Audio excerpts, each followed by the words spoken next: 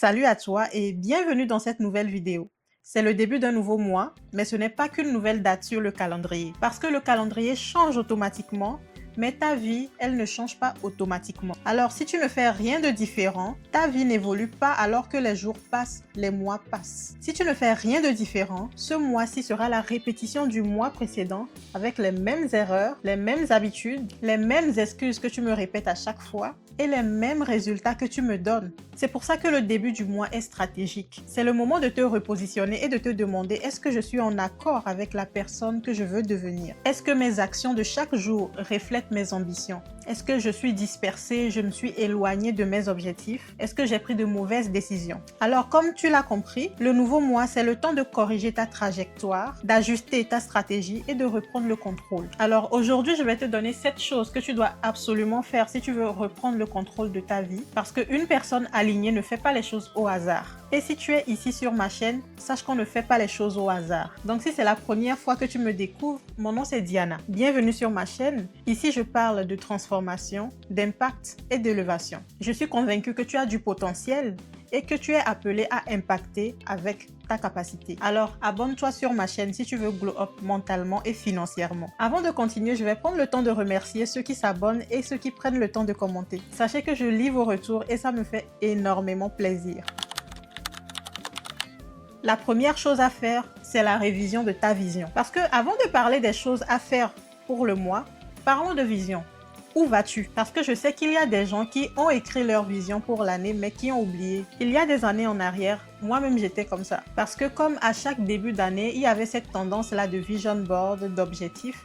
Et moi aussi je le faisais. Donc je faisais le vision board sur Canva, sur l'ordinateur.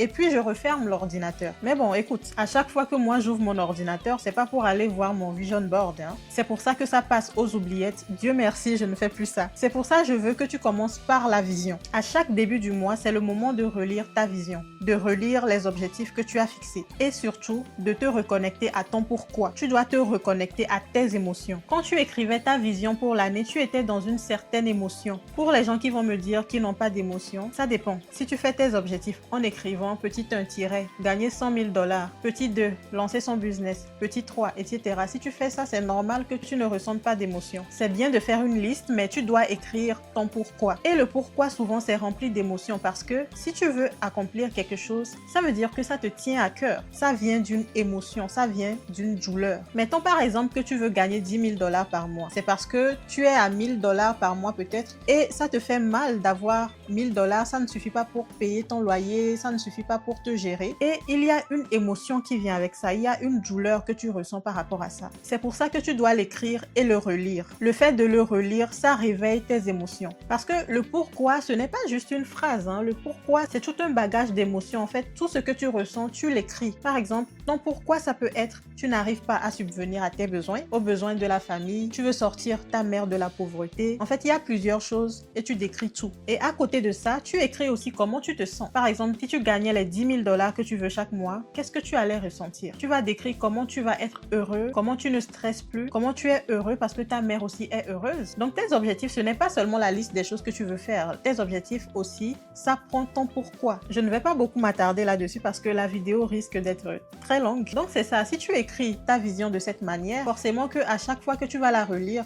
tu vas te reconnecter à tes émotions. Ça va te garder motivé. Relire ta vision à chaque début du mois te permet de rester focus sur tes objectifs et de ne pas te détourner de ton chemin.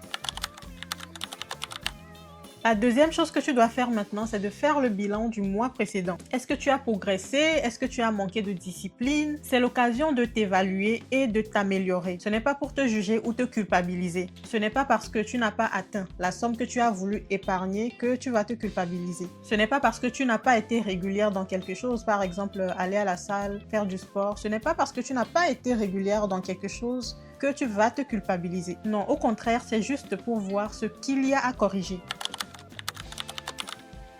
La troisième chose à faire maintenant, c'est de définir tes objectifs. Je ne vais pas encore te le répéter, tes objectifs, elles doivent être smart. Les objectifs comme je veux perdre du poids, je veux économiser, ce n'est pas smart.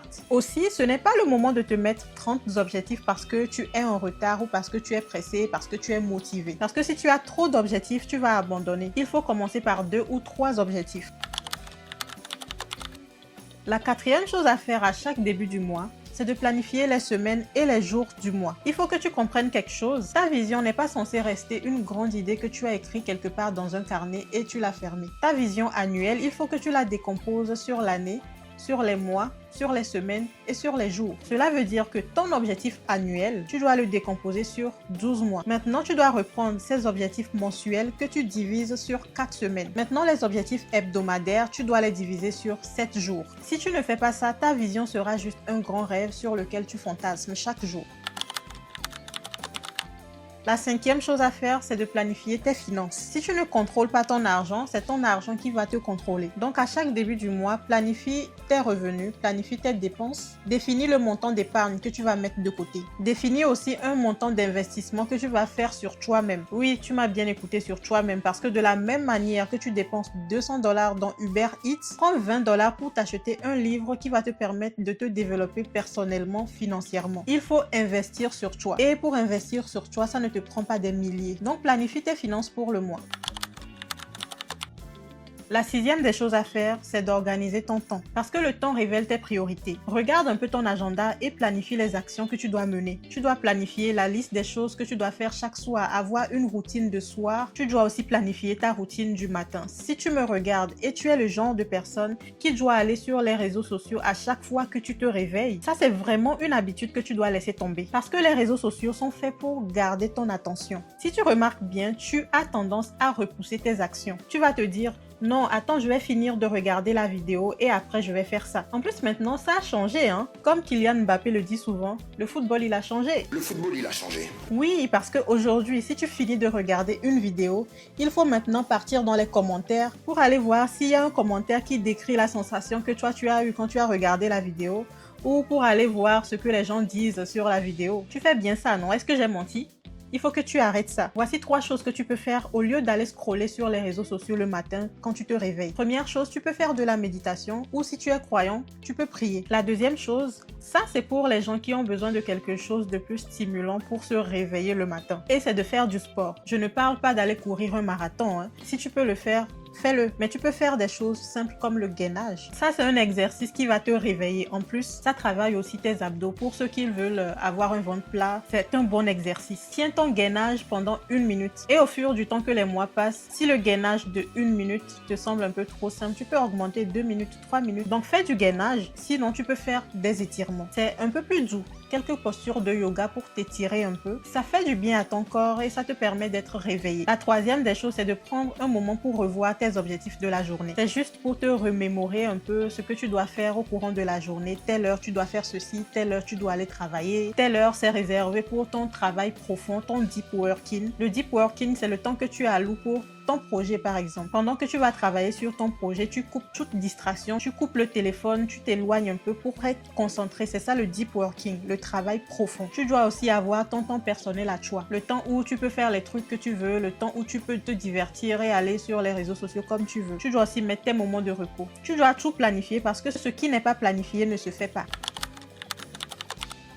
La septième chose que tu dois faire maintenant, c'est de planifier le suivi de tes habitudes. Tu dois prévoir un moment tous les soirs où tu fais le suivi de tes habitudes. Si par exemple tu veux lancer ton business avant la fin d'année, est-ce qu'aujourd'hui tu as effectué des habitudes qui vont te permettre de lancer ton business à la fin de l'année? Prends ton tracker d'habitudes pour suivre les actions. Tu veux perdre du poids, mais est-ce que tu es allé au sport aujourd'hui? Est-ce que tu as bien mangé et que tu as respecté ton déficit calorique? À la fin de la journée, tu dois venir marquer ce qui a été fait. Donc voilà un peu, si tu fais ces 7 choses à chaque début du mois, ta vie va changer. Pas parce que c'est magique, mais c'est juste parce que tu deviens intentionnel. Et une personne intentionnelle est une personne dangereuse. Alors dis-moi en commentaire quelle est la chose que tu ne fais jamais au début du mois, mais que tu dois commencer.